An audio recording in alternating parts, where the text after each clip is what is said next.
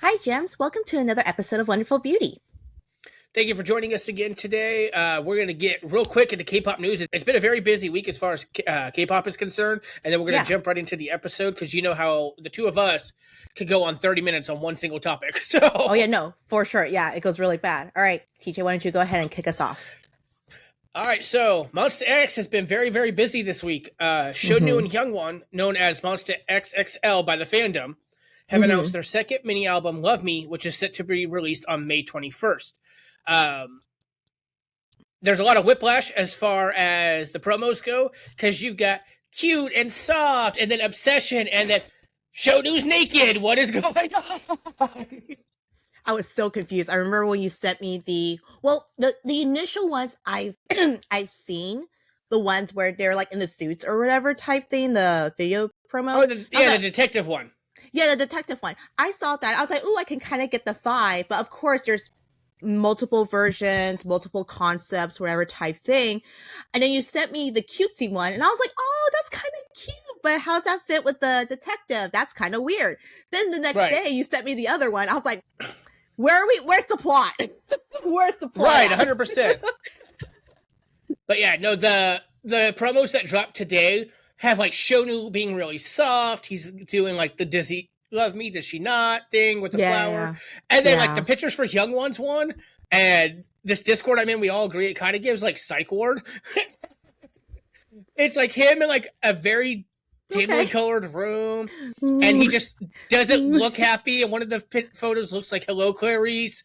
And so, like you said, where's the plot? What are we doing here? What is happening here? They lost the plot. Oh no! But I'm interested to see because I like their previous album with as a unit, so I'm interested to see what concept they'll be coming with this one, like the actual concept, not these concept photos that give us whiplash. Right? Yeah, 100%. Sticking with Monsta X, they celebrated their 11th anniversary on May 14th. They actually have a song called 514, which is about their debut date.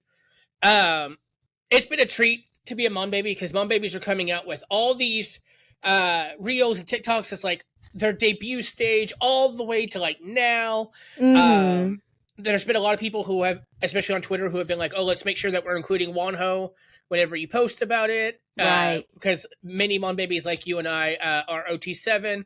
Right.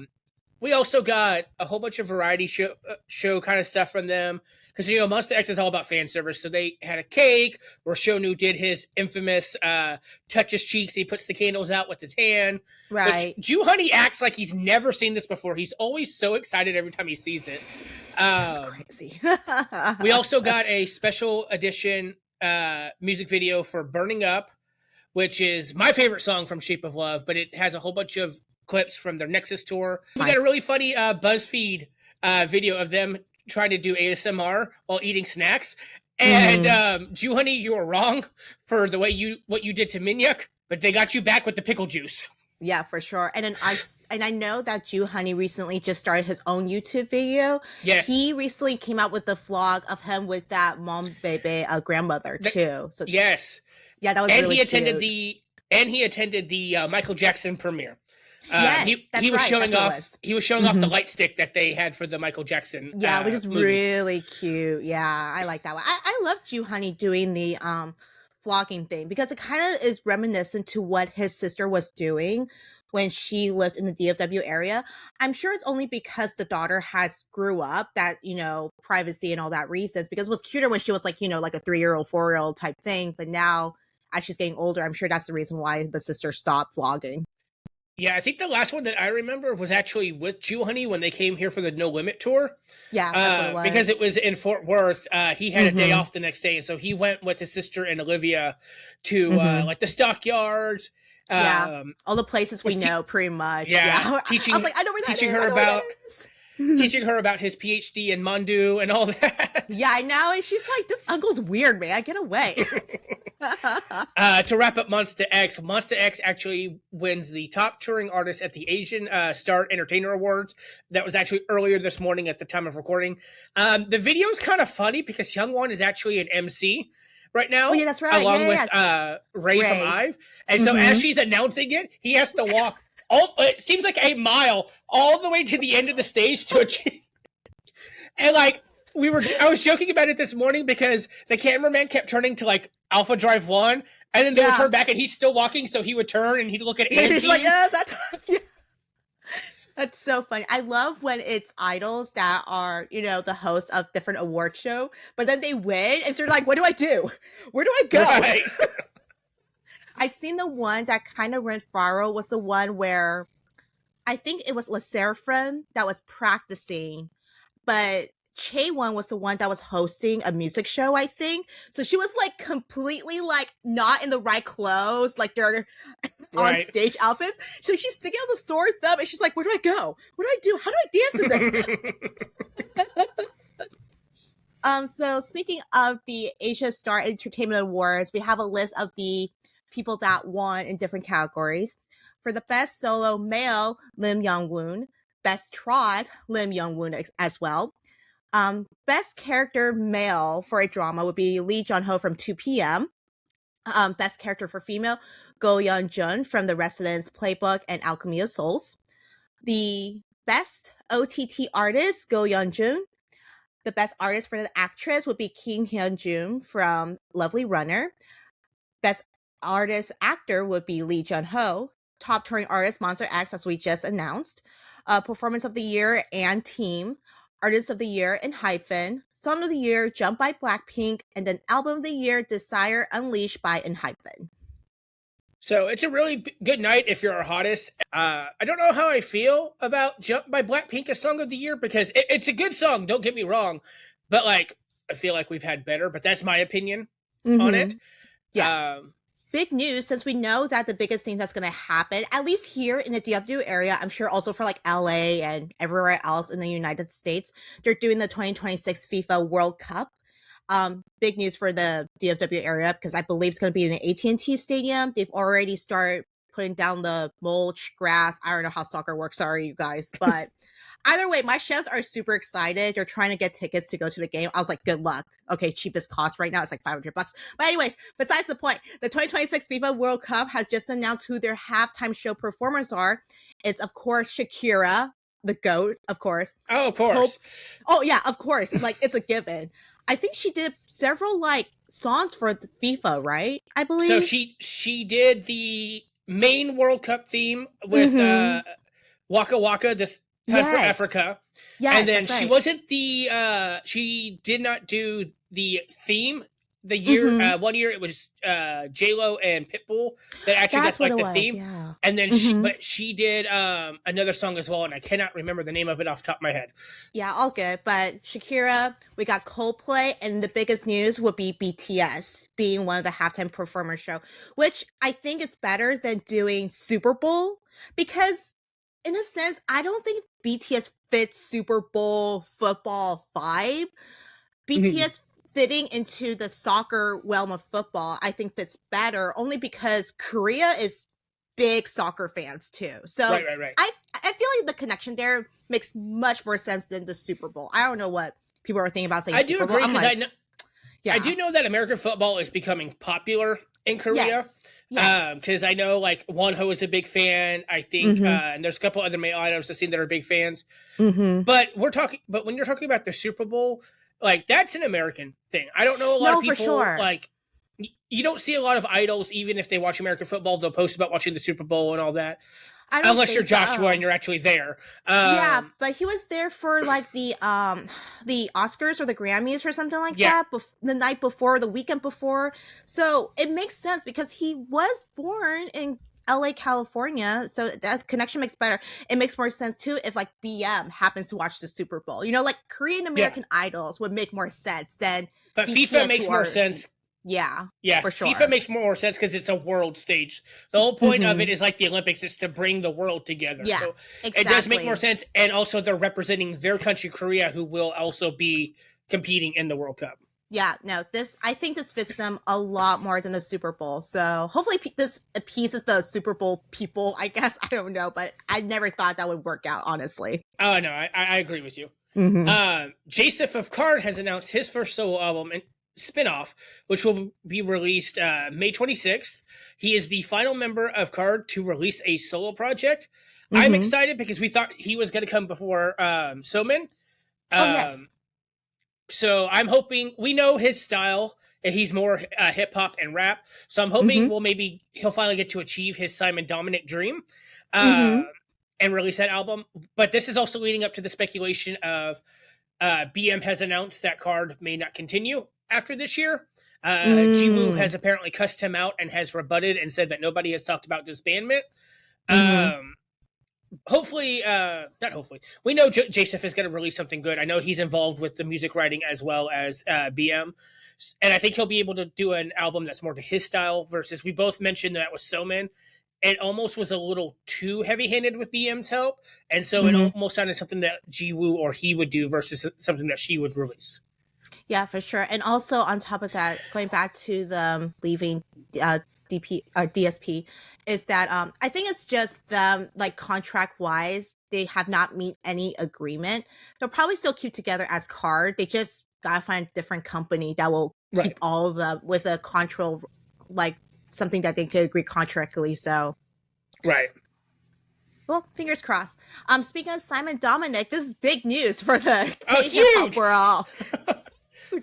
Simon Dominic has returned to doing music after leaving AOMG and going on a 4-year hiatus with a 12-track album, Onyx. He has also released 2 music videos, one for Simon Says and another one for Nikyo featuring Monsta Wu. And this is big because in Korea, I didn't get word this because, you know, Korean, or at least international fans, I don't think many knew about Simon Dominic like during the peak of it, nor did they even know Simon Dominic used to be on Supreme Team. But anyways, the fact that in Korea they were releasing billboards of, it just says Onyx and then it says like Simon Dominic and then like the date, people are like, is he like releasing like just a single, or is this like the new company he's gonna be in? Is this like, they just don't know anything about it? Him drumming a full album like that, that's crazy. Out of nowhere too, left field.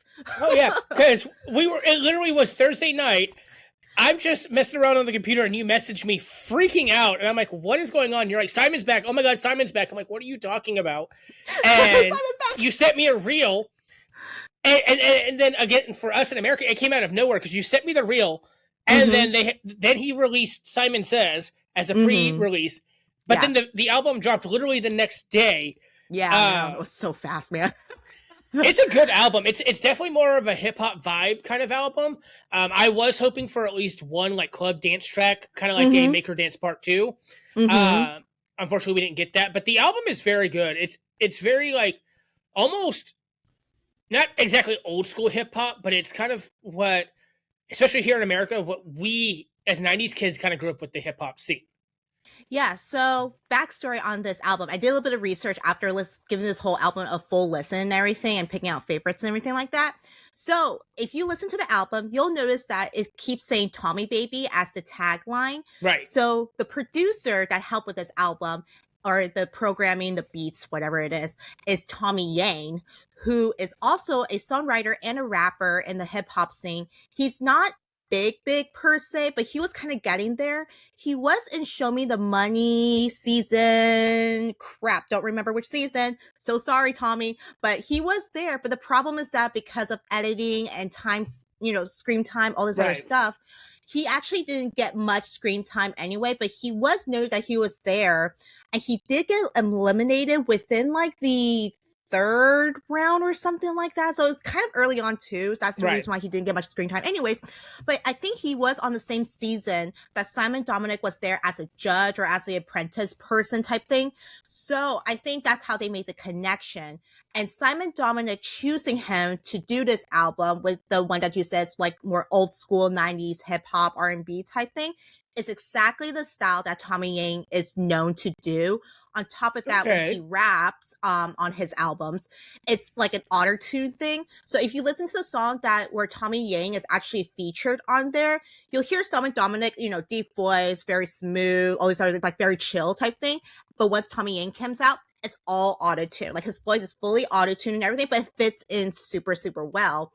And I believe the album, we can't say this because technically Simon Dominic hasn't come out with like an interview saying what's his inspiration, all sort of things. Right. But it's definitely West Coast vibes of like hip hop back in the 90s for sure. Because the moment I listened to it, I was like, ooh, this could be like old school, like almost like Dr. Dre, Snoop Dogg, very mellow out type thing. Also a little bit of, I got the essence of like T.O.P. When some T.O.P. in there. Yeah, for sure. Because a lot of the K-hip-hop artists now, they do more of the Momoe, the Make Her Dance. Like more hyped, yeah. Yeah. Whereas this one, again, was very low-key, very chill. I listened to it on the way to work. And I almost get more of an underground hip-hop vibe to it versus the mainstream. Because, again, especially with the influence of Jesse and Jay Park and what they've done for the scene, we are used to more, like you said, hype, more pop influenced rap more and hip-hop. Booty shaking, more booty shaking. Which is funny because in both of the music videos that we got, there is no booty shaking whatsoever. I know, for sure. It was more chill. It was more vibes. Having Monsta Woo, for Nukya was such a surprise because Monsta Woo was like one of the OG hip hop, but he never made it big. He was like mid tier. I mean, he's a great rapper, but like he only hit mid tier, like for charts and sales and all sort of stuff. He was also used to be under YG Entertainment for a while too. So having him there, it's kind of like Simon Dominic saying like, hey, I know I've been out of the game, but he even said in one of the songs in the lyrics, like he's like out of the game, but he's been working hard behind the scenes. You just don't know it, but here I am to take on. And he would be like, he's like, I know the hip hop scene is like this and this is this, but I'm not joining because I'm making a comeback. I'm joining to see, am I interrupting this conversation of what the hip hop scene is right now? Right. Yeah. So I think it's really cool because it's definitely different from what we've seen so far in the K-hip hop world. This is a great, like almost like a breath of fresh air to just be more chill and everything. It doesn't have to be all about booty shaking and showing some naked girls.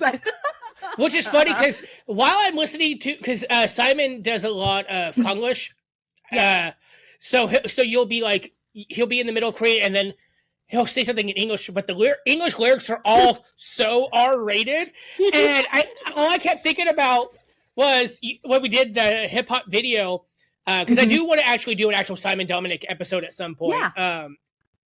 But the thing that stuck out to me, especially because we did Make Her Dance as the video for hip hop, and that was my introduction to Simon, was you're like, oh yeah, and he's so involved in the church, he's a good Christian man, and then Onyx comes out, and I'm like, did he leave the church? Oh my God, what is he saying? He has converted. But anyways, please go give Onyx a listen to. It's 12 songs, guys, and it's not so like good. And it's not like when some K-pop artists will do like 10 songs and they'll have like an instrumental. They'll have one that's just an EDM like 2-minute track. No, this is 12 full-length songs, and it's very chill, very much a vibe. Yeah, for sure. So definitely everybody should give it a listen. Yeah, for sure. But yeah, welcome back, Simon Dominic. Please do promos. I need more of you on variety shows. Yes. We listened to Simon Says, and Anne was like, that's it? No, I have to wait till tomorrow? Give me more, give me. Literally the morning of, I rolled over, I put it on my Apple Music playlist type thing, and I was driving to work, I was just so happy, and then my husband texted me going, what's the Simon Dominic that's on my Tesla? Because my account is attached to his Tesla, so he's looking at my recent plates, and he was like, who's the Simon Dominic guy? Should have been like, shut up and listen. On the brighter side of K-pop, we actually have some news from ASTRO, not as a group, but from some of their members. Jonghyun returns. Jonghyun returns as the DJ of Let's Learn Korean after a year hiatus. During his first episode back, Jonghyun played TVXQ's Balloon, which ASTRO has covered as a group. Yeah. News to both Anne and I. Moonbin also appeared in the music video at the age of 8, where he portrayed a younger version of This was actually his first This was his first ever appearance actually in Korean entertainment. So that was a very nice tribute to Moonbin from their leader. He's been out and about. Jin has, like I said, he has that show of what are we eating today? Yeah. And all the members have been doing so they haven't been together. So it's nice for him to not only come back, but also kind of do a tribute to like Moonbin a small nod. Yeah, for sure. Sticking with, we went from the leader, now we're going to go to the Maknae. Yoon Sanha announces a comeback for his third album, No Reason, releasing on the 20th of May.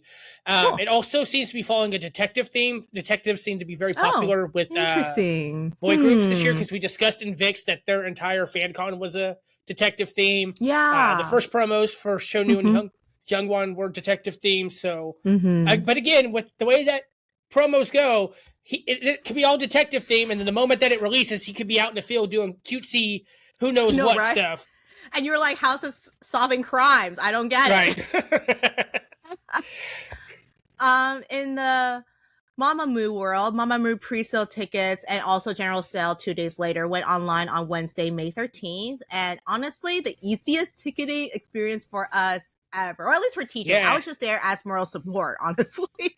Yeah, unfortunately, Anne will not be able to go because of the day that it falls on. Work. But we got together. We got the pre-sale codes, which we discussed in, I think it was VIX, or it was VIX, yeah. Where the site kept crashing. We couldn't actually get the code for a long time. For sure, yeah. But we got in. And now this is the second time that Anne and I have been on call to get tickets at 10 a.m. And it's been the weirdest experience ever. Yeah. So it started with ATs, and this time it was Mamamoo. Ironically, both for concerts that take place in August, I'm now noticing. It does, yeah. But Anne got into the waiting room way before I did, because I had to go from work, from the bus station to work. Yeah. Got in about 10 minutes before, and this is also the second time that my manager Ian has been the opening manager. And Anne will get in. Anne will get in. And then mine will refresh a few seconds later. And I somehow ended up like 200 people ahead of Anne. Yeah, no, for sure, which is crazy. I still remember the 80s one. I think also I was so tired that day. I don't think it even registered to me what number you were in that queue until later on. But then I think you got kicked out or something. Like something happened in the process of purchasing the tickets. The website crashed. That's what it was. That's what it was. You told me this is where... You're like, I want tickets here. And I was like, okay. And I kept clicking and nothing would happen. And then I finally get to the cart. And you were like, okay, here's my card. But then it wouldn't take it. And then so I switched over to my tablet. And the Ticketmaster was like, no, fraud. Multiple things detected. And I got kicked out. Yeah, that's what it was. Yeah. But I mean, we still managed to get the tickets that we wanted for ATs anyways. But yeah, the Mamamoo one was pretty chill. The moment you got in, I was like, well, I'll stay in just in case if that happens again with the crashing and everything. But you managed to get it just fine. So... go see Mamamoo. Yay! I'm excited. I'm actually going to take my mom because Anne can't go. So her K-pop introductions would now be Wonho, front row and center, abs and all, and now Mamamoo. For sure. At least with Mamamoo, I think it's a more fun experience, like just vocally and everything like that. Just the girls being dorks, I got good seats, but I didn't want to spend a whole bunch to be up close. And like I told Anne, Mamamoo is so much more of a audio versus a visual. Like they do great visuals, don't get me wrong, but like Wonho, you're going to see abs and biceps. That's one of the reasons you go. Mamamoo, you're going because they're literally girl, don't even get me started. But Mamamoo, like you were like, it's the entire thing is an audio experience. Like we mentioned in our Mamamoo episode, like watching Paint Me on your computer is nothing compared to watching Paint Me live, because the acoustics of the theater and the way that the girls do it and harmonize is almost an ethereal experience and almost an out-of-body experience. Yeah, and it's very interesting that they chose Dickies Arena again, but also very smart too, because at least we know for the acoustics for Dickies Arena, it works really well for them. Oh, yeah. So, I mean, it's great. But yeah, your manager, Ian, he needs to be for every ticket sales now. That's my running theory now. Okay, so we need to try it again for maybe Big Bang or something. And then just, if it works out, Ian, you can't leave us. Right. Oh my gosh. Even if I leave All Guard, we're going to have to get Ian in on a conference call or something. Right. Yeah, just FaceTime him like, hey, yo. To wrap up to wrap up K-pop news, this is actually a really big one for multiple reasons. Yes, for sure. SHINee has announced their 6th mini album, Atmos, which will be released on June 2nd.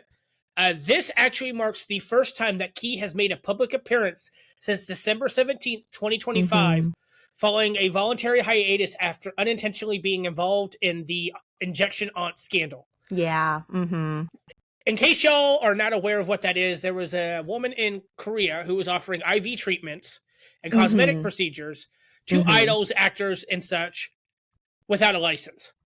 Yeah. And very sus. Very sus. He did admit that he had gotten a few intravenous procedures from her at the recommendation of a friend, had no idea about her license not being real. Right, and once it came out, he actually stepped away. He canceled his tour. He was in the middle of his U.S. tour when it happened. He stepped away from the Saturday morning show, whatever, I can't remember what it's called, the Amazing Weekend. Amazing Saturday. Amazing Saturday, which he's been on for years with Taeyeon. Yeah. So, and they actually, when they released the teaser trailer for it, Key was the first member that showed up on screen. Yeah, so SHINee is also set to start their 8th SHINee World Tour titled Invert at the end of this month. So Key is back. Simon Dominic is back. Everyone's back. No, I was kidding.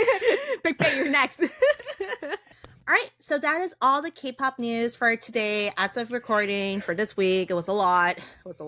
I cut out a whole bunch there because we had other tour announcements. And we had awards, so we just had to, again, we're at 30 minutes already. No. Well, let's just get to the focus of this episode. We're going to keep it really chill because we had a fairly rough week-ish of work. Oh, yeah, for sure. At least on my end, I've just been busy training new staff, being shorthanded, those sort of things. There's tons of problems over at TJ's workplace as well, but it's okay now. We are here. So we're just going to keep it very, very chill. We're going to do kind of like the side quest thing where we will go through solo/units of different K-pop groups. As we know, there's lots of, there's K-pop groups, but sometimes they go on their own little side quests and they do their solos or do their units. So we think it'll be fun just to kind of tie this together of the last announcements of SHINee's new comeback that we'll do SHINee solos today. Yes. And honestly, I would say as far as groups go, I think SHINee is just as well known as soloists as they are actually being part of SHINee.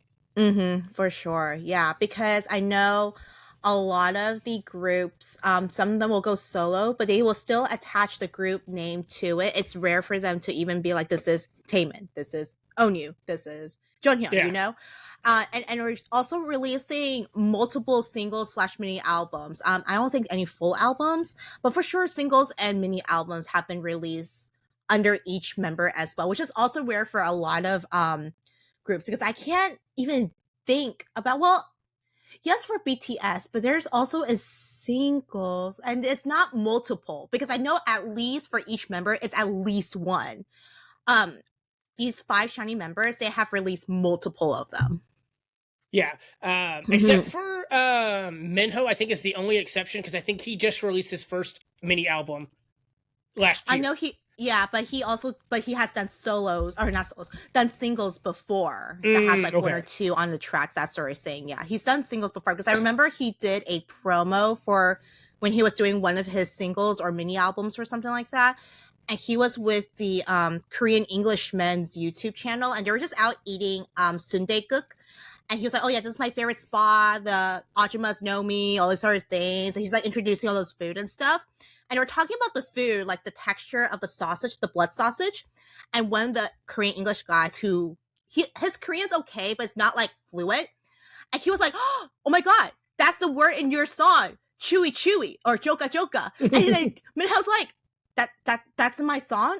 What are you talking about? It's like, yeah. And he like sings the line, and he was supposed to say, I think the word was supposed to be like back off. I forgot what the words that Minho was actually saying in the lyrics, but it was not chewy chewy. And Minho just died laughing. He was like, what do you mean that's in my song? So we're not going to go into the history of SHINee. Everyone knows who SHINee is at this point.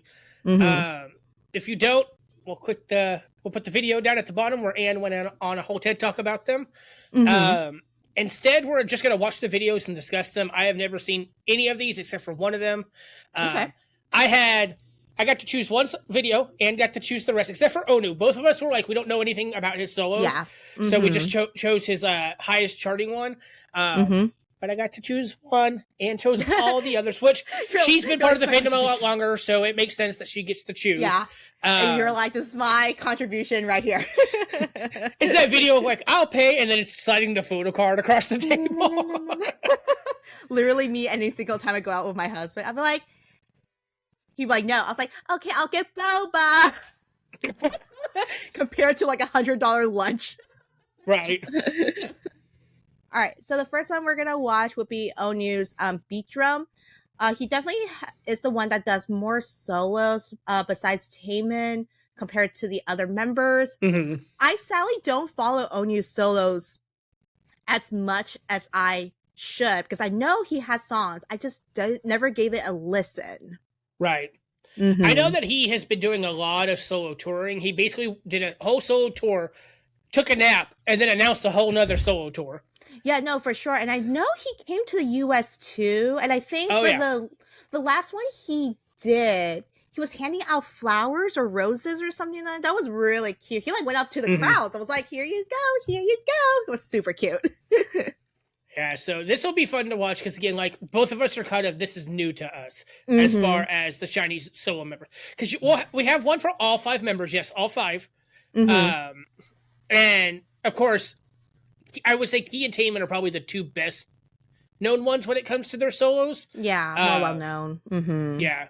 So I'm interested to see if we're going to get a 2 a.m. vibe for this or if this is going to be like a poppy kind of song. Right, no, for sure. I mean, the title of this is Beat Drum. I hope it's upbeat. If it's not, I'm confused.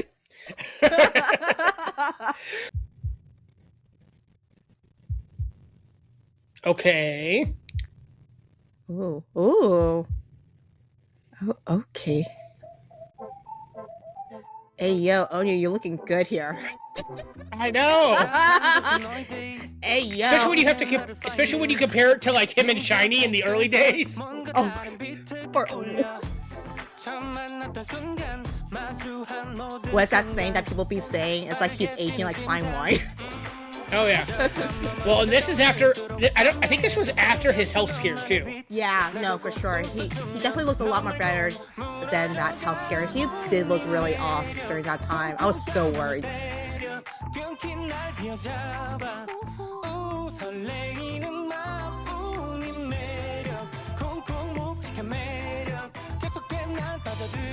Dude, he looks so young in this. That's crazy. I know.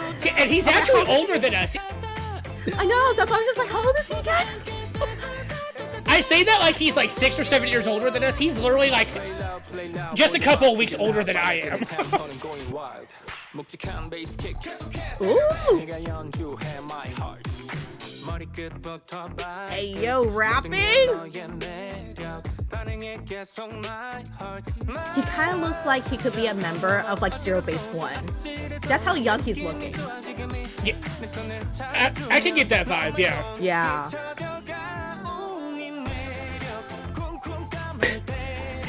It is kind of funny because he even looks younger than Taemin, and Taemin's the Maknae. Oh, I know, that's freaking me out right now. I'm just like, what is this?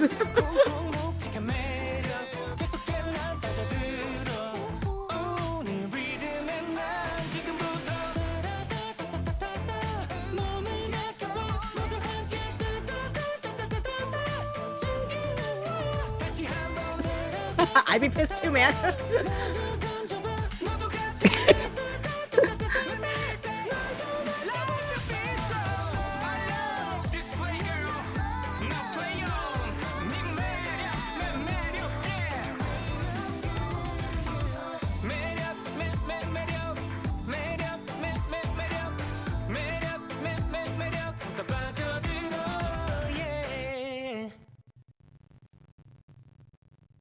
Oh, that was really good. I like that. That was not what I was expecting whatsoever from him. Dude, I didn't think that he was gonna rap. I know that break was really cool. That was really cool. I like that. Low voice Onew is good. again, Oh, yeah. when you talk to SHINee fans, they usually always say, you know, that he's a lot like Daesung. He does mostly like ballad songs, Ballads, you know, OST kind of songs. Yeah, So for I was like, sure. okay, this could go one of two ways. And then it started off kind of upbeat, and I was okay, but it didn't go full pop for me, which is what I was expecting. No, it did not. Yeah, it's more like goes like mellow beats. Yeah, That doesn't. Yeah, it fits his vibe more, I think, because I feel like if he went full pop, I don't think it would have fit that well, honestly, especially since he has a track record of being more of a vocalist, ballads type of singer. So that was a really good song, and that video was really, really cute. Yeah, that was really cute. I like that one. And it shows like off his charms. And obviously he looks much more healthier in this one as well. So oh yeah. Next up we're gonna switch vibes. We're gonna go sad now. We have Jonghyun featuring Taeyeon in Lonely. So I only know one song by Jonghyun. I know that's someone's gonna come for me.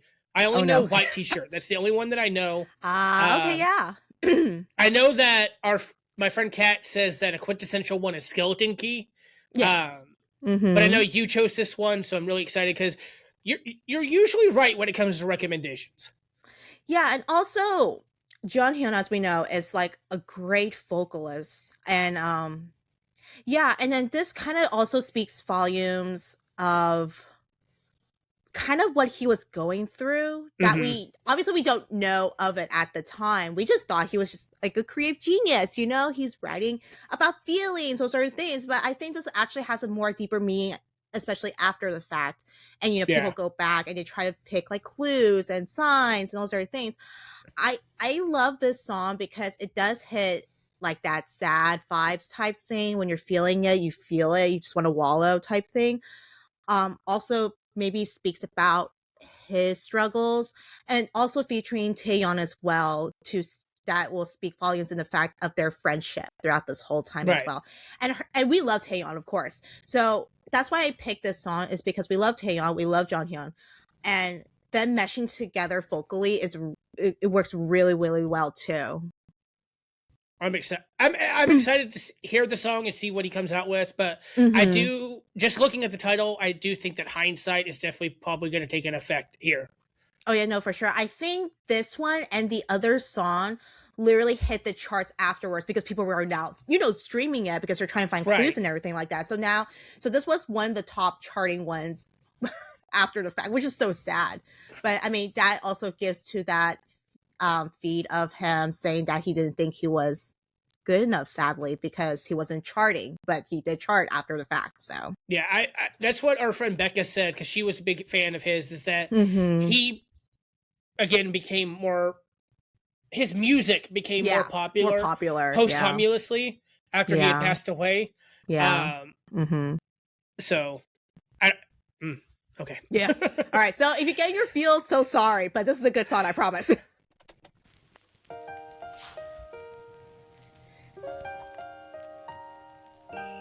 We're already starting out sad. Oh yeah.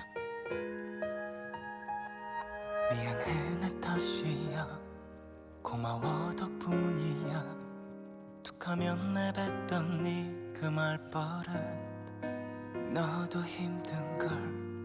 You know what it's giving me already? I Wish I Wasn't Me by Eric Nam. Oh no.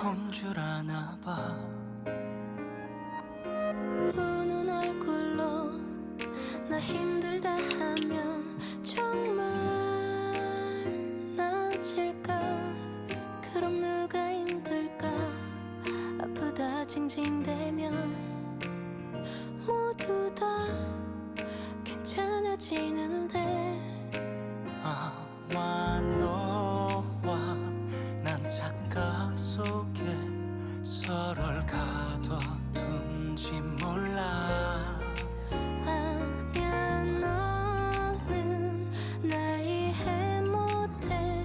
걱정 어린 네 눈을 볼 때면 Baby I'm so lonely So lonely 나는 혼자 있는 것만 같아요 지친 널 볼 때면 I'm sorry, but that was a small wine glass. How much are you drinking from that wine? So that is usually saved for aperitifs. I'm a bartender, by the way, guys. So if you have a drink, like if you have a drink that has something on the side, like amaretto, it'll come on the side. But it's also very common for aperitifs, like after dinner drinks, like Midori, Ramona Sambuca, amaretto, that kind of stuff. Okay. Especially because that was red wine, so it should have been much, much larger. Should have been like your Joshua one. Yeah, I know for sure. I'm over here like that's small. 우린 함께 있지만 같이 걷질 않잖아. 외로움과 괴로움 기억 하나 차인 건데 넌 왜 자꾸 다르게만 적으려 하는 건지. Baby, I'm so lonely, so lonely. Not trying to ruin the mood here, but the whole seagull elbows, the chan elbows, that was... Yeah, I know.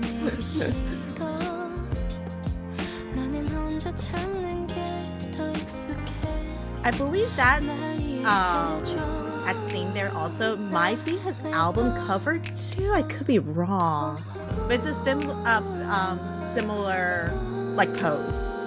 Right. Maybe not without like the Sharpie marks, but like same pose.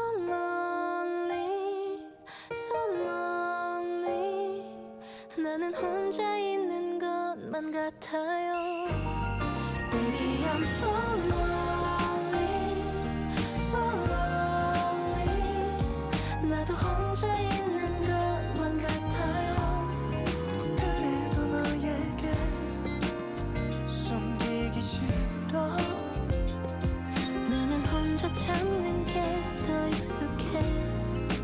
날 이해해줘.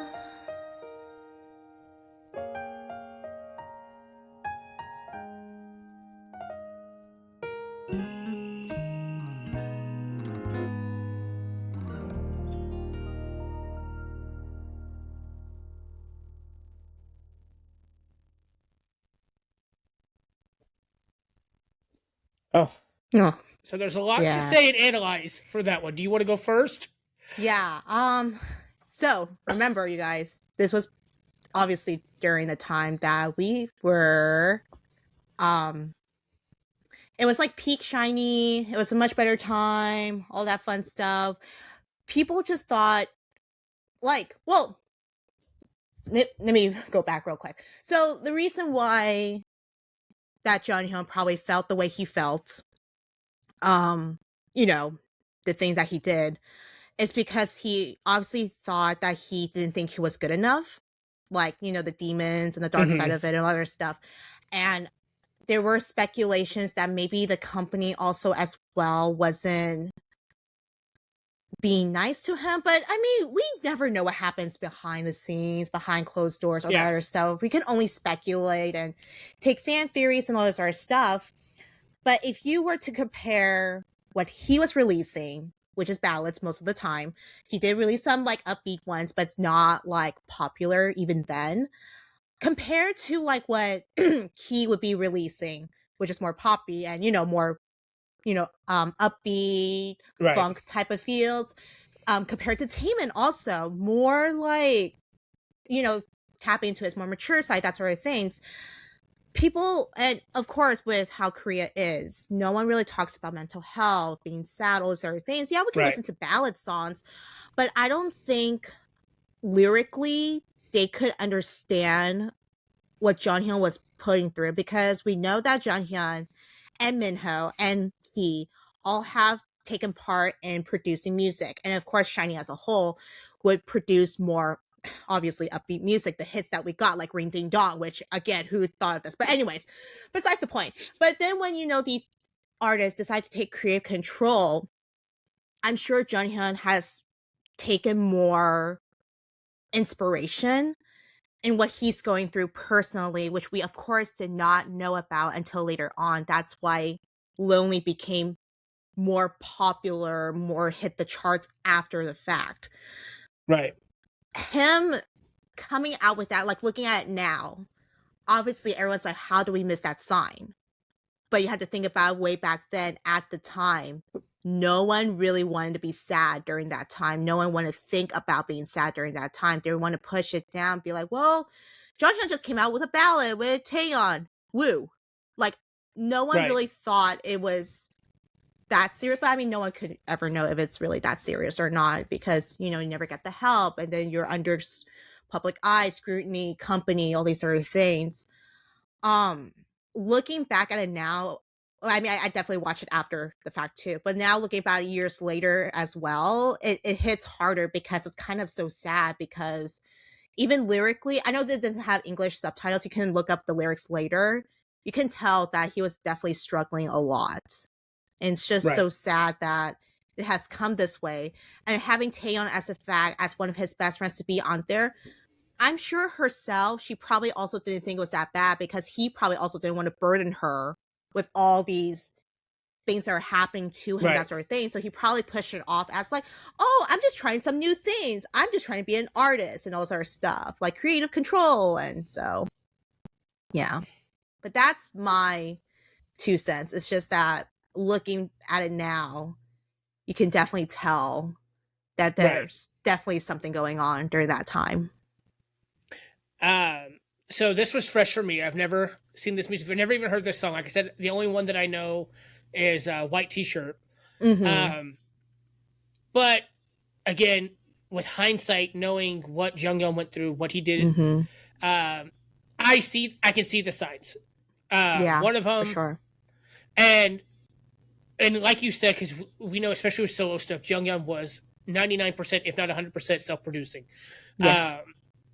And I know that music is an outlet for a lot of artists like this. So another great example is Jungkook.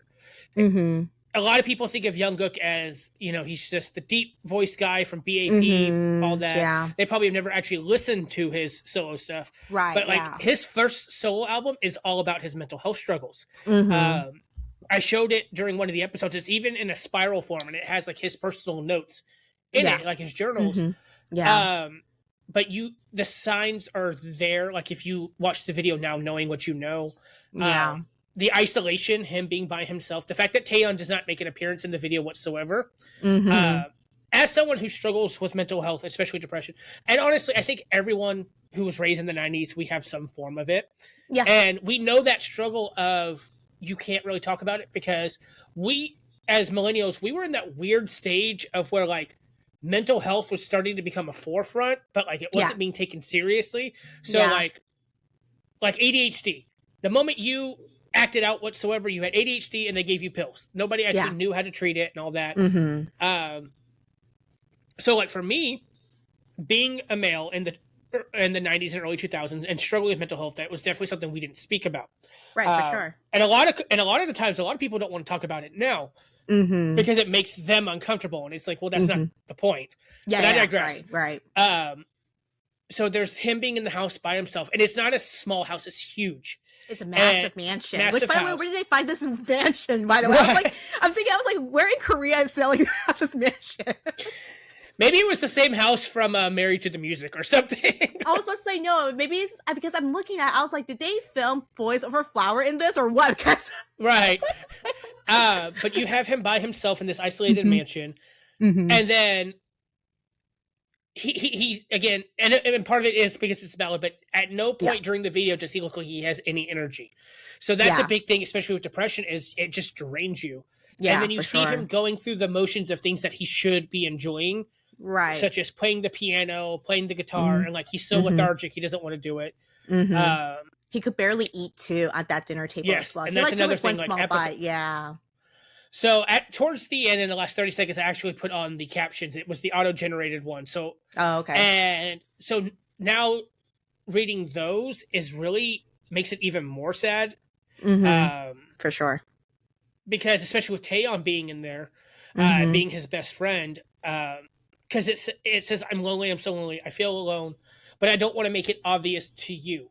Yeah. And that's a big thing. And you, as my best friend of 20 plus years, have known that I had times where I just went through it, and I didn't want to bother you with it. You threatened to kick my ass if I ever did it again, but I did. And then he says, I'm just more used to enduring it on my own. Please understand. Please let me be. And one of the things that gets mentioned a lot, and I know my friend Kat brings it up a lot, is the letter that he left behind. Yeah. And the fact that he one of the main things that he not blamed, but he brought up is the fact that the doctors wouldn't take him seriously. That they just kept pushing prescriptions on him, and they're like, "Here, just take this. You'll be fine. You'll be fine." Where nobody was actually listening to him. And now seeing the English lyrics, you know, it does hit a lot harder because he did feel like he could not talk to anybody about this. And I think bringing Taeyeon on was kind of maybe his way. And I'm just speculating. Please don't come for me. That maybe he was hoping these that are fan theories. Yeah.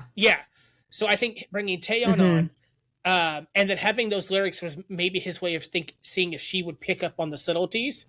But then you have the Sharpie, which very significant. I think it has two meanings from my eyes. Is one, of course, self-harm, which is a very common outlet for people who feel lonely, because loneliness is usually a lot of times the cause for that.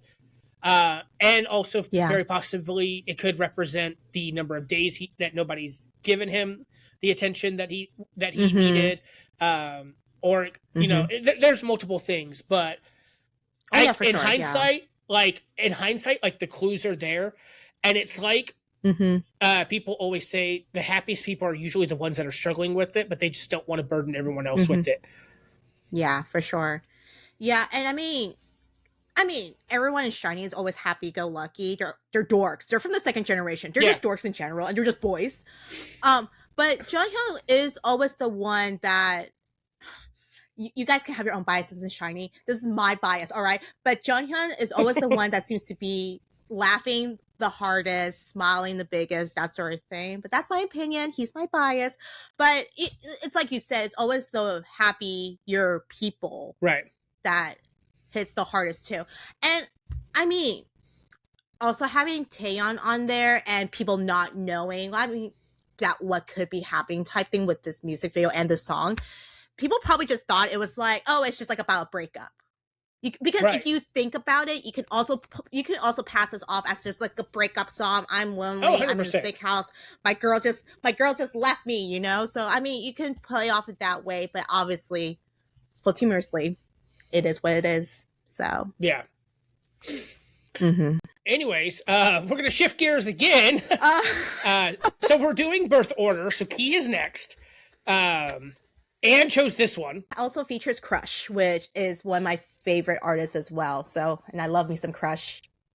Yeah, it's interested to see this because the Key solos I know are the zestier ones, more of the club tracks.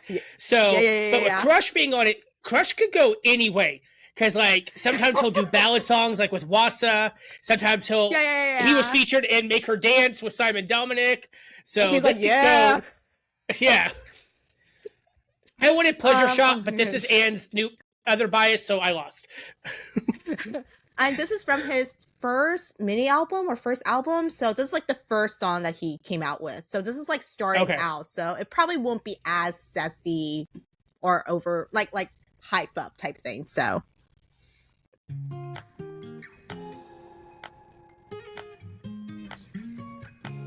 I already love it. I love that little guitar. I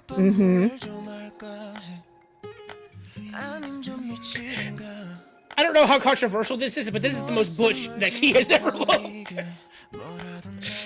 And I love Key, don't get me wrong, guys.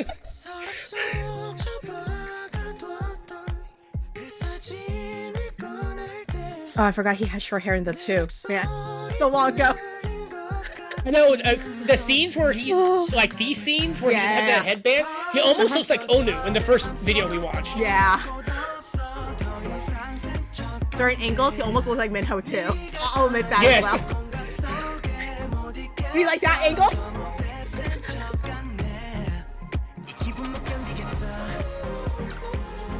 Okay, I see you, Horange. Channeling this. That's what Hoshi strives to be. I was actually thinking, do you think Hoshi has a music video playlist and it's just either tiger themed or it has like tiger fashion in it? Yeah, he watches from time to time. He's like, Nikki, somebody. I bet you he loved Unhyung by DKZ. Sure. It's his hype music in the morning. When we do our DKZ episode, that song's on there. You'll see exactly how hyped that one is.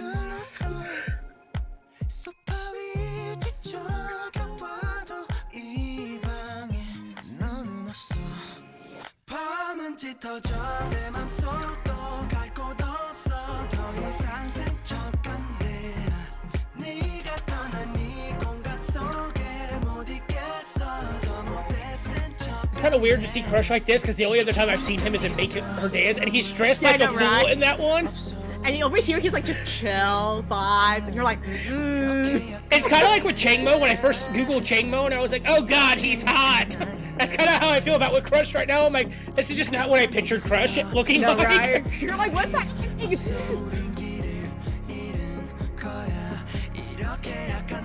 But yeah, I do like how Crush is very versatile though. He can rap, he can sing very well. Right. They like that. I was gonna say, okay, high note. Let's go. Not a water attack. Yeah.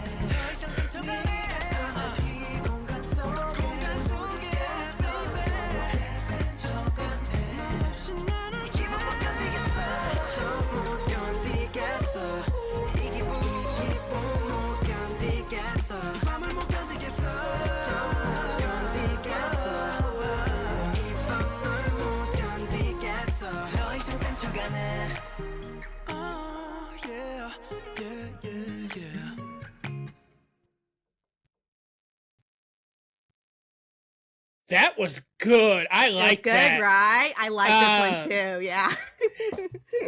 And so you said this was his first venture into being a soloist, like, and it's interesting because that gave me exactly what I would expect from a Key solo. Again, I got into Key solo stuff later, so I know, like, again, Pleasure Shop, Hunter, Good and Great, but and the thing is, that was a sadder song. The captions didn't work on it. It just kept saying music, and I was like, come on, I'm trying to analyze this. But that's exactly what I would expect from a Key solo. It's upbeat, even though it's a sad song. He's hitting all of the dance moves. He looks great. That's definitely going on a playlist. I really enjoyed that song. I know Key is... I don't really have a bias for her. And SHINee, I guess I'm like Minho and then the rest of them.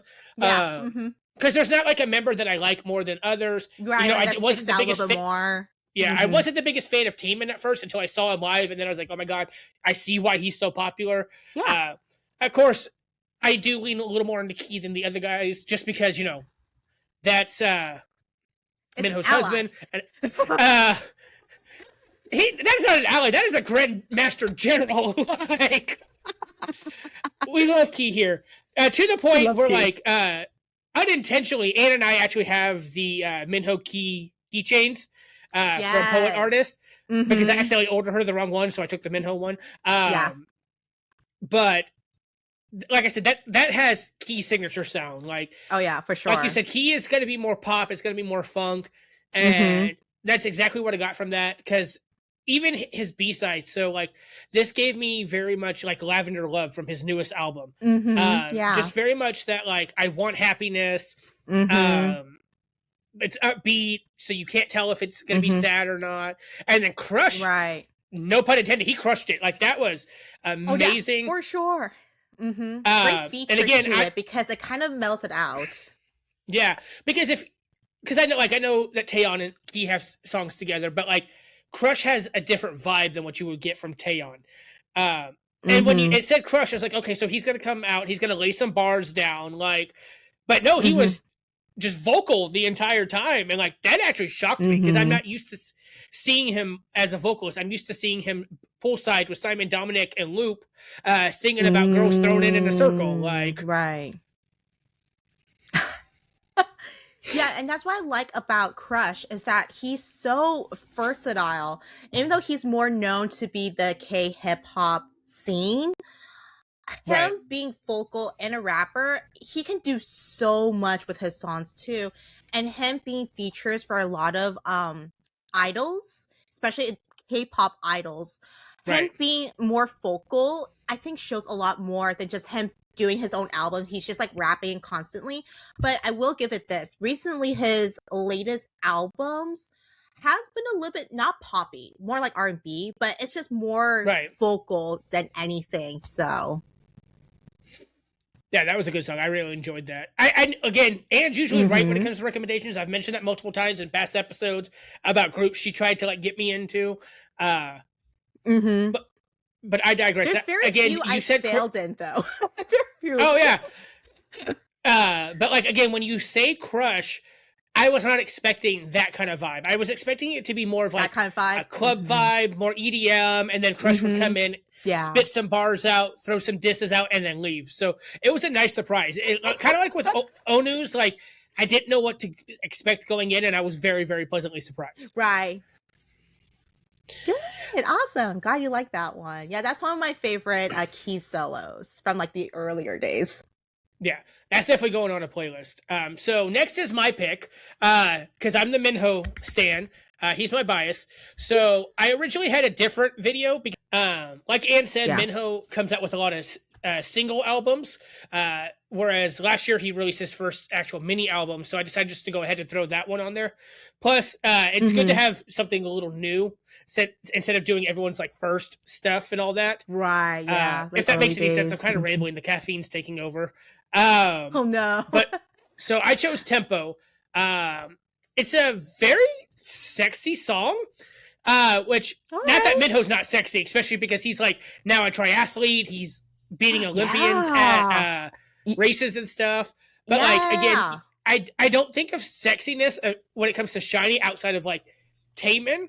So this is a very I picked the song for a reason. That's what I'm trying to get to.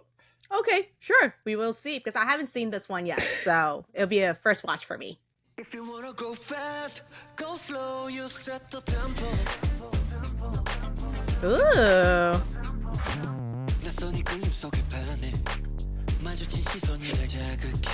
Oh, mad.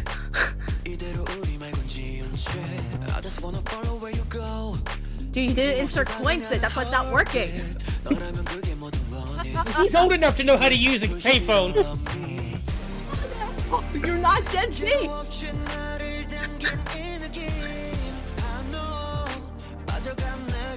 If you wanna go fast, go slow, you set the tempo.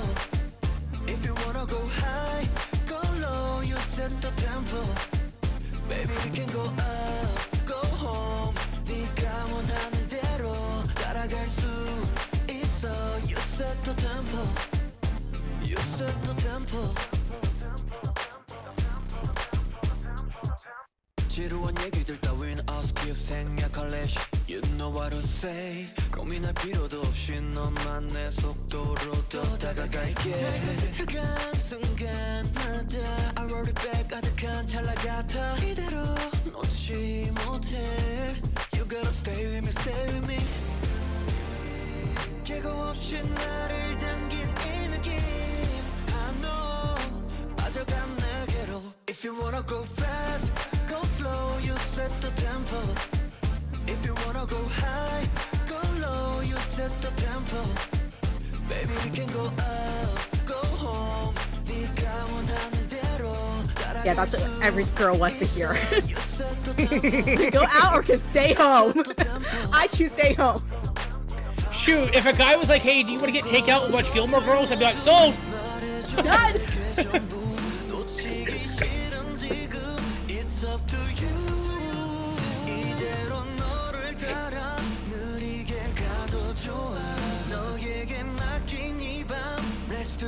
In case anyone's curious, this is what it's like to have astigmatism. This is what it looks like at night for me all the time.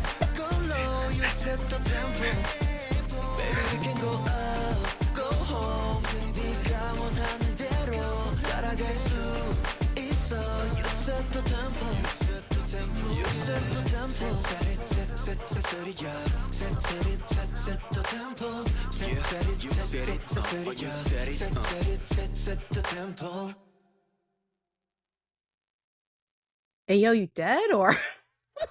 You're just laying there. Oh, that was really good. I like that one. I like that one. And when I said sexy, I didn't mean like he was gonna like take his shirt off or whatever, but it was like a sexier side of him. The when vibes. Again, when I think of Minho, I think of him and Key together, and him just bullying Key constantly. He's like the only person who can actually bully Key outside of SHINee fans demanding ring ding dong. Yeah, constantly he's like, let it die, man, let it die. Right. Which Key sucks to be you because SHINee's gonna tour, so guess he's gonna have to perform ring ding dong. Can you imagine the choreographer or the person who's gonna do the set list of this? It's like, guess what we're gonna put midway through, and Kenny's like, You're gonna see that he's gonna start playing those opening notes, and everyone's gonna get excited. He's gonna be like, just like emotional trauma, PTSD, and they're like, baby, he starts dancing. He's like, I hate this, I hate this, I hate this. That or at the baby, he just turns and walks off stage. He's like, bye, thank you, have a good night, gets it home. But one thing I like about Minho's solo is it goes back to what we talked about in our SHINee episode, where even though SM gives their groups, especially early second and third generation SM, they all have roles. They are all trained to be multiple things. Yes. So, like, if you don't listen to Minho's solo stuff, you think, well, he's mainly the rapper from SHINee. Yes. So you would expect him, again, to be doing more rap and R&B stuff, which this is an R&B song. But it is. Yeah. This was pure vocals. And I don't know who arranged this song, but my favorite part isn't even the vocals. It's that 3-step scale that comes right before the chorus. Yeah. But I like it. I also like that it's sexy and romantic song without being like cheesy or again him taking his shirt off. Which it's the promos for this, the promos for this album were, sir, put your pants back on, put your shirt back down. Like, oh no. Yeah, I think this is like a more like realistic of what girls want. Right. A more realistic look. Like you're not the Lulu. Going back to the role of what SM, when they have their own roles in the K-pop group. Have you ever heard the song? It's called SHINee World. It's pretty much like an intro song of SHINee. I don't think so, no. Okay, so there's this thing where they'll be like, dibby dibby this, my name is Minho, dibby dibby this, something something Onew, and it's like, it's just them saying it, and then so it's like, so dibby dibby this, it's just like their call, but that's besides the fact. So they'll be like, Jonghyun is like the bling bling, and then Taemin is like the so-and-so, I forgot the whole, Onew is the tofu, because his skin is like super pale and white like tofu. Jonghyun's the bling bling, Key is the... forgot what Key and Taemin is. I'm so sorry. But the most iconic line is Minho's. He's like charisma flaming Minho. I think because he's like the charismatic of the group idol of it. So I think this shows how charismatic it is. That's what I'm thinking about when I was listening to it. I was like, and seeing him performing it, I was like, you know what? That's very like charismatic flaming Minho. Well, and I think you're 100% right because again, he could have. He was he, outside of being in a tank top. He wasn't in revealing outfits. He had a suit on for half of it, and like he could have literally lifted up his tank top, pulled a Wonho. He could have taken the leather jacket off and shown off his biceps, but instead he was sexy in a charismatic way, like you said. Yeah, for sure. Yeah, if you have free time, if you listen to the SHINee World, that's on my list of things to do today. I just remembered like the dividends part, and it was like, Charisma Minho. It's like a mating call. Oh no! Oh, second gen fans, you know what's up. If you have stuck around with K-pop since the second gen, you are a real trooper, because y'all went through some embarrassing ass crap.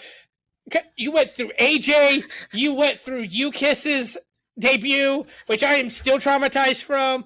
Even 2.5, you guys had Vix's debut. Ooh. And if you have stuck around this long, you are an OG. Like, you deserve an award. So much trauma. And I mean, I know we are skipping back and forth between different series and stuff, but the more I show you more second gen, you're like, God damn, does it get any better? Does it get worse than You Kiss's debut? Oh no.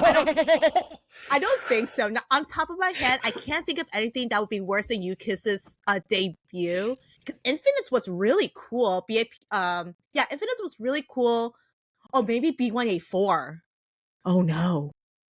We'll figure it out later on. But moving on, we'll finally get over to the Maknae of SHINee, which is Taemin. Woo! Yeah, who is definitely the most famous out of the members as far as solos go. More active for the solos, honestly. Because I feel like he almost comes out with a solo almost every 2 years, if not every year or every 2 years or something like that. If SHINee is not actively doing something, Taemin is out there writing music, touring, doing all that stuff. Yeah, no, for sure, yeah. So we will be doing Danger, which I believe is his first solo. Okay. Yes, his first solo, yeah.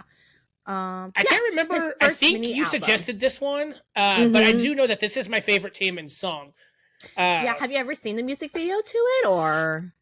I don't know. This might be like when we did Jessie and we did Nunu Nana, and I was like, I don't think I've seen this, and then I saw one particular scene, and I was like, okay, I know. Yeah, and you're like, oh yeah, I kind of know now. As far as Taemin goes, I don't know if his earlier stuff. I don't know if I've watched an entire music video. I know that I've seen the music video for Guilty, and I think that might be the only one off the top of my head that I have seen all the way through. Oh, okay. So I may have seen clips of this one. We'll just have to see once we get into it. Yeah. For sure though, because this is his first solo mini album way back in 2014. It's definitely different because obviously everyone knows Sexy Taemin, like Guilty and all these other songs, but this one I will say for sure it's more mellowed out because it's just starting out and he was still fairly young back then, so he's trying new things. But it's definitely if you're coming straight from SHINee to Taemin's first solo, it's definitely more mature. I will say that. Okay. So yeah. Well, because I know that's Taemin's main thing is that he does a lot more provocative and mature things. Which confuses a lot of people too, but then it's like, well, here we are. Yeah, because you go from Cheese Goblin to, well, if you've seen anybody, even if it's not Taemin cover Move, like that's all I'm going to say, because I showed you when SF9 did it in Kingdom, and you're like, dear God, have mercy, what am I watching? I know, right?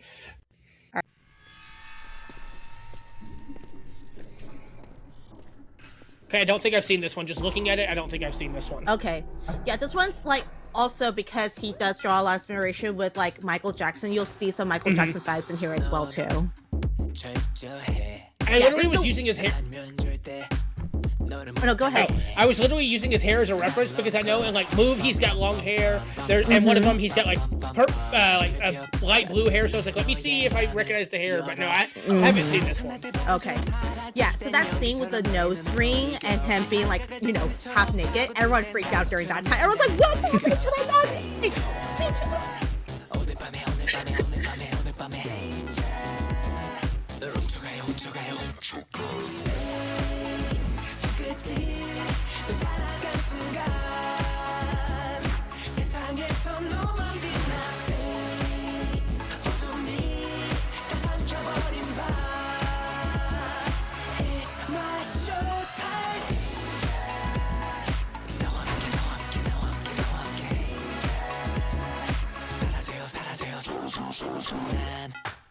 진중해 내 타겟은 오직 하나뿐인데 난 초록색으로 Trying to figure out which one's the wig, the bleach blonde or the black. I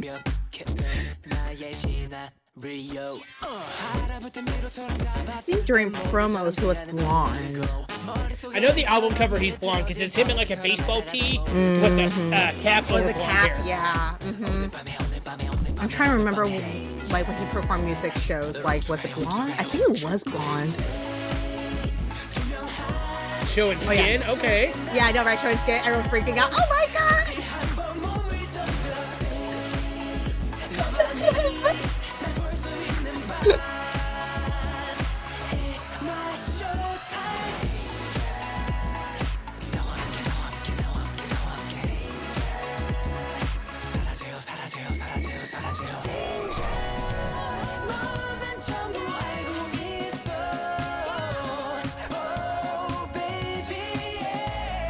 he was so skinny back then. What a baby.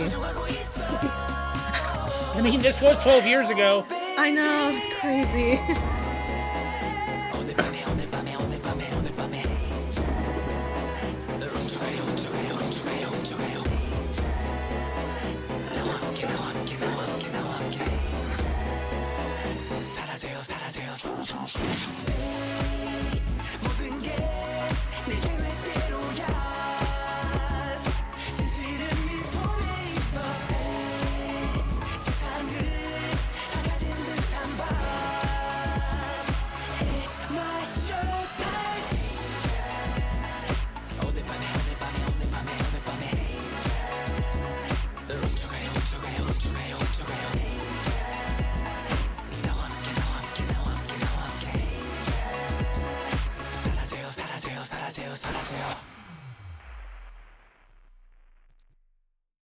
Holy frick, that was good.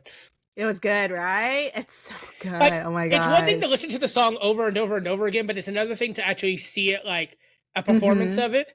Right. First off, unless you are living under a rock, the Michael Jackson references are left, right, up, and down. I know, they're everywhere, man. They're everywhere. He does the signature cross move. Even the main outfit he was wearing, it had the little belt across the thigh. That's very Michael Jackson. The move where they would jump in the air and throw their hands out, very Michael Jackson. And I think that's the great thing and almost ironic thing about Taemin is because Michael Jackson's his big inspiration. But for a lot of idols, Taemin is like their version of Michael Jackson. Yeah, so many idols want to take after him. Like Rocky from ASTRO has mentioned Taemin as one of his big inspirations. Hoshi has mentioned that Taemin's one of his big inspirations. That was really good. I liked it also the fact that it showed off that Taemin is the dancer of SHINee. He is like K-pop's. He is K-pop's main dancer. Like that's what it comes down to. Also, and we discussed it during Coachella that Taemin's very big about his dancers and like making sure that they get the spotlight as much as he does. For sure. So I did like the fact that like at one point because we got sexy Taemin throughout, which if you were second gen SHINee, that must have been like when we saw Daesung shirtless during the video. But like the fact that he went from that and then at one point he was fully clothed and his dancers didn't had the jackets with no shirt on and it drew focus to them. Yeah. Because like we mentioned, I said during I wish there was a way to put Taemin and Coachella together like we did Bangchella, but it doesn't work as well. Yeah, I know, right? Yeah.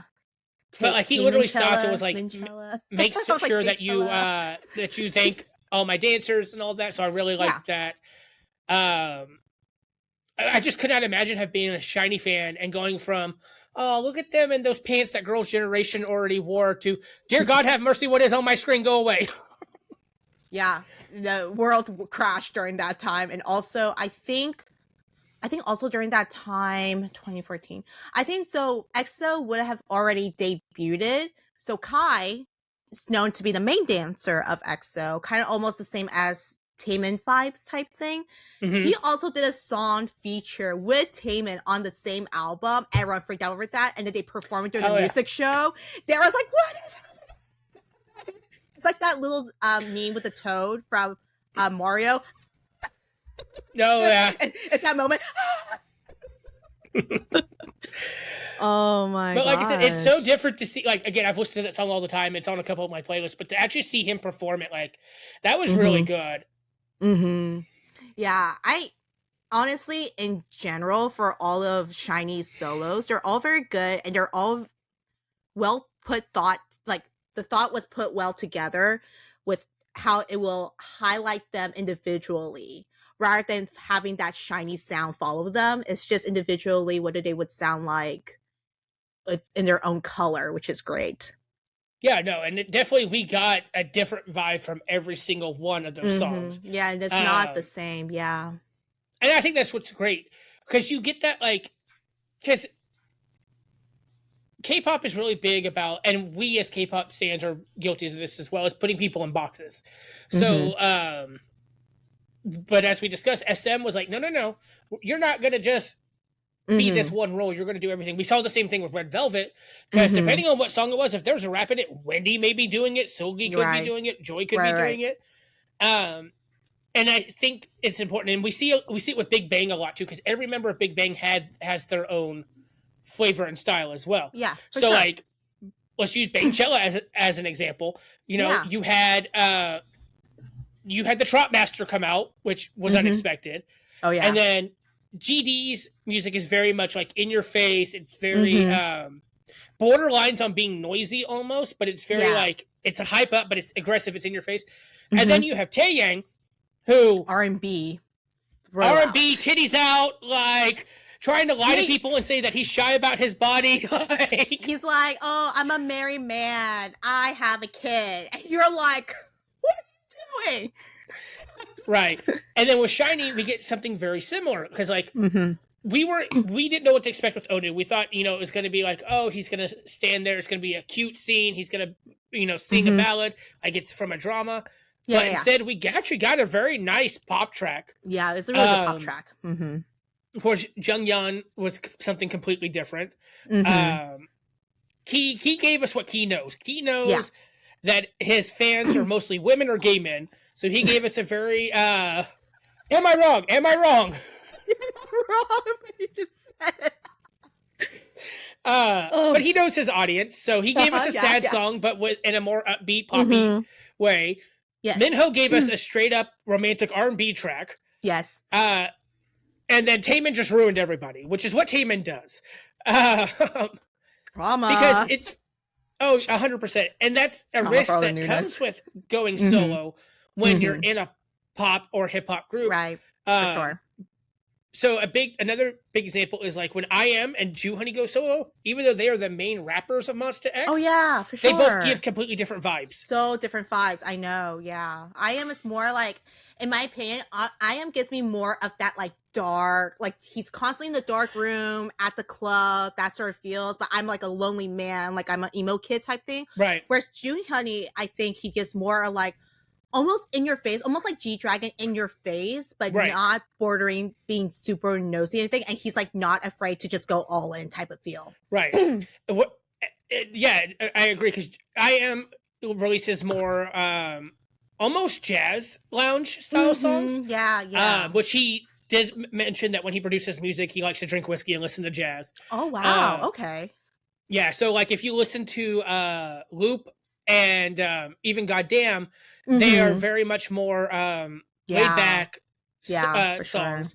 Sure. Whereas Jonghyun, like if we go to his mixtapes, he did write about his mental health, but he did it in Jonghyun style, because Psyche is very much, again, one of those in your face kind of aggressive songs without being borderlining into like it's just noise.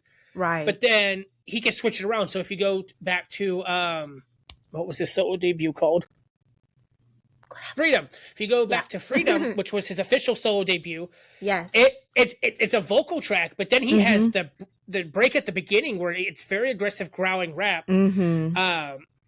But you would assume, especially if you're a Mon baby and you've been listening to him for a long time, that like you're going to get the same thing from the two of them. Yeah, no, because they're so similar. Whereas we got something completely different. And with SHINee, we could have just gotten a whole bunch of bubblegum pop stuff. Yeah, for sure. Whereas nobody really gave us the vibe, and that's what SHINee was known for, was being like cutesy, bright, upbeat, like random dance play kind of songs. Whereas really outside of Onew, I didn't really get that vibe from anybody. Yeah, no, for sure. And I think also just having their own color to it, their own vibes, it's definitely shows how almost well-rounded they are in terms of their training under SM as well too. So and also being able to have creative control over that as well in the producing or the writing or even both. I think it gives them that great outlet too, that they can like broaden their experiences outside of just that bubble of SHINee, of being just like, we're just a K-pop group. They're like, oh, we can do a little bit of R&B. Oh, we can do a little bit more like harder. We can do more ballads, that sort of thing. Right, yeah. And that's very important when it comes to branching out from a group, is that you do have to establish your own sound. Otherwise, you will always be known as Minho from SHINee, Taemin from SHINee. Yeah, because a lot of people like me, especially who got into SHINee later, I knew Taemin as Taemin. Solo. Yeah, like, for sure. And I think, and when it comes to Taemin, I think that's how a lot of people are. They know Taemin as the soloist Taemin. Yeah. Whereas with some groups, like even when like IM went fully solo and he went to Sony Music and he Yeah. released those 2 albums that we're not going to discuss because I'm not fans of those albums. Mhm. I think he was still IM of Monsta X, even though Yeah. he wasn't under Starship for that. Right. But no, this was a fun little thing to do to Mhm. kind of fall back on, because we usually fall back on Dingo episodes whenever it's been rough and we don't have time to Mhm. write. But like, I like that we did this because one, it counted as kind of a blind watch. Plus, it was fun to just like watch something and discuss it. Mm-hmm. All right. But I want to give you a fun fact though, since we kind of went through a couple of their first mini albums as soloists Mhm. about SHINee. I don't know if you know this. Well, you probably don't know because you haven't started from the beginning. But if you look back on it, they actually started what it's called the plagiarism series. Okay, so I have heard of this because I know Okay. that Jonghyun had some albums known as plagiarism. So Okay, yeah. So obviously the first one that came out was Taemin, which, rocked the SHINee world, the Shawol world type thing. His album that Ginger was in is called Ace, like ACE, because he's the right. ace of the group, or the ace member of the group at that time, because he was like the first one. He turned heads and all sorts of stuff. Was really cool. Then Jonghyun, right after that, to play after when he first released his mini album, he was like, I'm gonna play on the ace and I'm gonna put bass. So it rhymes with ace, like bass, but obviously Okay. BASE. Then right after that, Key came out with his mini solo album. Then it's bass. So they're Okay. so it became like a running joke. They're like, oh yeah, it's gonna rhyme with ace, so now it's face. And then Onew, because he does more ballads at that time when he first came out, a little bit more mellowed out type thing, not as poppy. He was like, well, mine's gonna be voice. Same like SE, CE Right. type of thing. So he's like, I'm gonna be voice. And then finally Minho, when he came out with his in 2022, he did Chase. So that would complete their plagiarism series of Nice. the running Okay. joke that Jonghyun did it. Yeah. It's really cute because he did mention that in his interview with the Korean Englishman. He was like, yeah, it's just like a play on words, that sort of thing. But all the fans were like, no, Jonghyun started it. You just Okay, that's interesting because, like I said, I had heard of the plagiarism series, but I never had anyone actually explain it to me. Yeah, so I'm sure it's on Twitter or X now, or even on Reddit. Someone would have all of their solo albums stacked up with, like the binding cover out of it. So it'll say like Ace, Bass, Chase, Voice, and Chase is last. My bad. Who am I missing? Ace, Bass. Too many words. Voice, face, bass. Yeah, okay. I'm confused myself. You missed Key. Yeah, his is face. So Ace, Bass, Face, Voice, Chase. There we go. Oh my god. My god. Yeah, but I mean, no one loves SHINee more than SHINee. That's the running joke in the show world. So yeah, so that's the plagiarism series fact. That's really cute. Yeah. But that is the episode or the mini series of solo subunits for K-pop groups. Yeah, we have a lot more coming up. That's the great thing about K-pop is, like, especially these groups that we look into, we can actually go back and be like, okay, so what have you done as a soloist? What have you done as an artist? Oh, are you self-producing? Let me hear what your signature sound is. Right, for sure. Yeah, and it's great too because it's also like, I know some people can be very like, this is my bias, this is who I stand, I'm gonna buy all their albums, and sometimes they don't give other members a try either. But I think they all bring a good variety to their solos as well. So I think that, like, this kind of opened my eyes to like Onew, because I never listened to Onew's solos as much compared to like Minho's or Key's or anything like that. So this one is also like a blind watch for us too, and discover new music. Oh yeah, and I think that's the great thing about solos, like you mentioned, is because a lot of people are like, this is my bias, I'm sticking to this. But like, if I'm being 100% honest, I actually prefer Key solo stuff to Minho stuff. Oh yeah, no, for sure. Yeah, depends on the vibes. And like Taemin, you can't really. Taemin's in a league of his own. Oh like, yeah, no, for sure. I know that Onew's toured. I know that Key has done multiple tours. But like, when you think of K-pop soloists, I'm pretty sure the first one that comes to mind is usually going to be It's going to be Taemin, and then maybe Wasa. Wasa might be like the female one, or even Taeyeon, who like Taeyeon, I feel like, yeah, for sure. I feel like if it's, you have to be a little deeper into K-pop for like IU to be the first one to pop up, because there are a lot of people like me who only know actress IU. Yeah, that's true. No one knows much about solo IU. You know what was funny the other day, because I was talking about IU in the Perfect Crown to one of my servers, and he was like, oh, my new server. He was like, oh yeah, I know IU since like Marshmallow days. And I was like, wow, so you're an IU fan. You don't know actress IU. You know 15-year-old IU. Well, I hope y'all enjoy this episode. If you guys have favorite other solos from SHINee, whichever member you want to recommend, let us know, because there's so many solos. At this point, there's tons of solos. Yeah, for sure. Yeah, so comment down below what your favorite solos from each member are, and maybe we'll do a commenters edition. We'll come back and we'll do the ones that you guys specifically recommended for us. For sure. And maybe it'll be some that like we haven't given it like a listen or a try at all, because there's so many solos between all 5 of them. So I mean, it's sometimes it's hard to keep up, especially when they're coming back at odd times between, like, you know, coming back from enlistment and all those other things too, or when they're on like a hiatus as a group. So all right, so we will be back with another episode next time. Could be 3rd gen, could be 2nd gen, we're not sure yet. We don't know. It's a surprise. It's a surprise for everybody, including us. Oh no. All right, bye everyone. 흥건해진 밤이 보는 길 봐 우리뿐인 party 걸리적거리는 윗도리 다리에 이 본능은 설레 나란 본능 살래 Let's get down with me 이거는 내꺼 맘대로만 봐 with it 난 흥이 좋지 실수들이 오늘 밤에서 평생 네 오지